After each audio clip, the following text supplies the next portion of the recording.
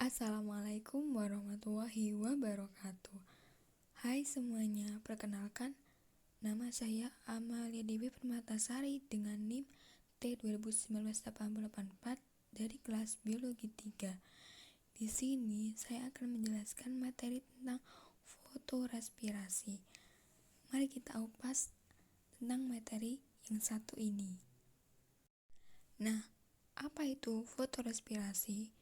Fotorespirasi atau yang biasa dikenal dengan respirasi cahaya, yaitu respirasi pada tumbuhan yang dibangkitkan oleh penerimaan cahaya yang diterima oleh daun. Dikenali pula bahwa keperluan energi dan ketersediaan oksigen dalam sel juga mempengaruhi fotorespirasi.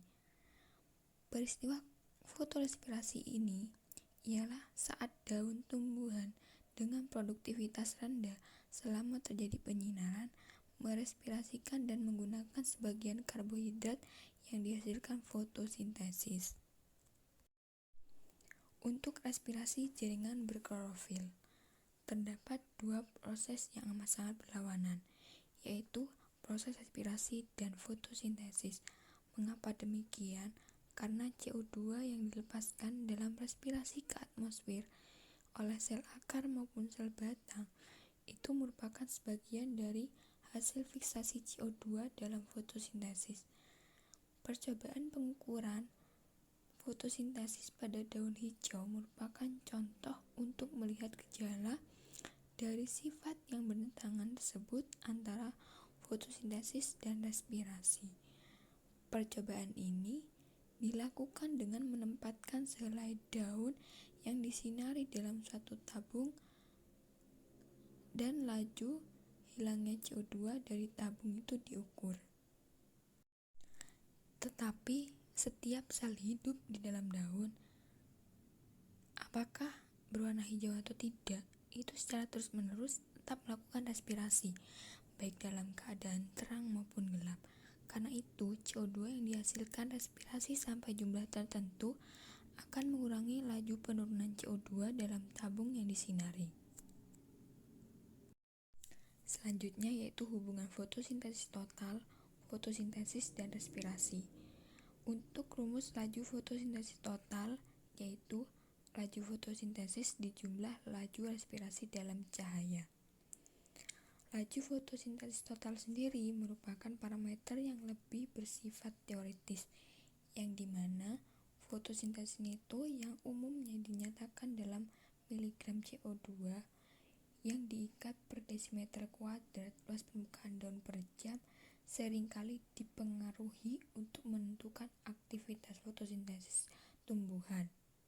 Hal ini terutama apabila tujuannya hanya sekedar menetapkan respon suatu tumbuhan terhadap perubahan-perubahan lingkungan atau perlakuan-perlakuan yang berbeda atau untuk menilai potensi produksi tumbuhan tertentu.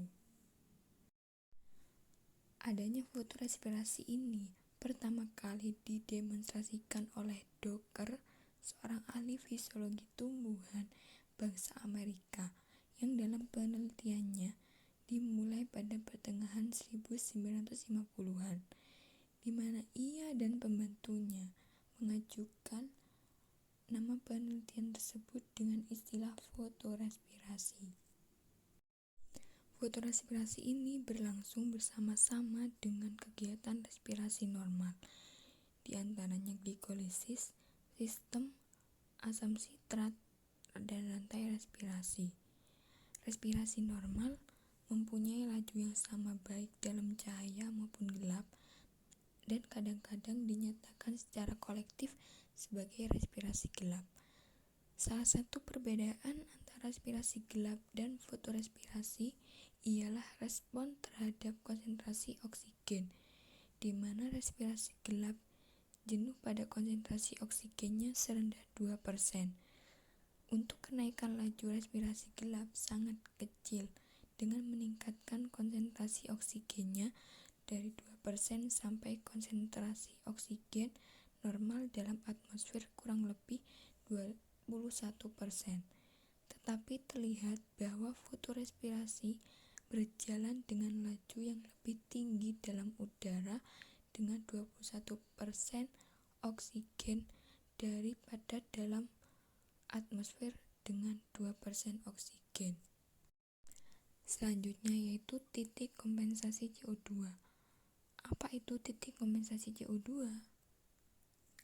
Titik kompensasi CO2 yaitu indeks dari besaran laju fotorespirasi, di mana untuk mengukur titik kompensasi CO2 ini, pucuk atau daunnya ditempatkan dalam suatu tabung gelas kecil berisi udara yang tertutup rapat dan diberi sinar.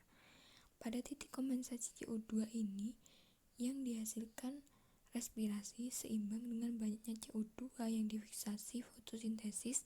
Dengan kata lain, laju fiksasi CO2-nya dalam fotosintesis sama besar dengan laju produksi CO2 dalam respirasi. Oleh karena itu, pada titik kompensasi CO2 ini, besarnya fotosintesis neto sama dengan 0. Fiksasi CO2 neto hanya akan terjadi jika konsentrasi CO2 atmosfer lebih besar dari titik kompensasi CO2-nya. Untuk perbedaan ciri-ciri tumbuhan C3 dan tumbuhan C4 bisa terlihat pada tabel yang sudah disediakan, di mana kapasitas fotosintesis netonya pada tumbuhan C3 dan tumbuhan C4 sangat terlihat sekali perbedaannya dan sangat signifikan. Sehingga pada kenyataannya jenis tumbuhan dengan kapasitas fotosintesis rendah hanya mempunyai satu lintasan, yaitu lintasan pentosa fosfat reduktif atau siklus C3. Tetapi jenis tumbuhan dengan kapasitas fotosintesis tinggi selain mempunyai lintasan asam dikarboksilat, yaitu tanaman C3 juga mempunyai siklus C3 terdapat dalam fiksasi CO2. Pada tanaman C4 terdapat dalam mesofil. Jenis tumbuhan yang melakukan fiksasi CO2 ini fotosintetik dengan siklus C3 yang disebut dengan tumbuhan C3 dan yang mempunyai siklus C4 sebagai tumbuhan C4. Jadi, tumbuhan dengan kapasitas fotosintesis rendah disebut tumbuhan C3, sedangkan tumbuhan dengan kapasitas tinggi disebut tumbuhan C4.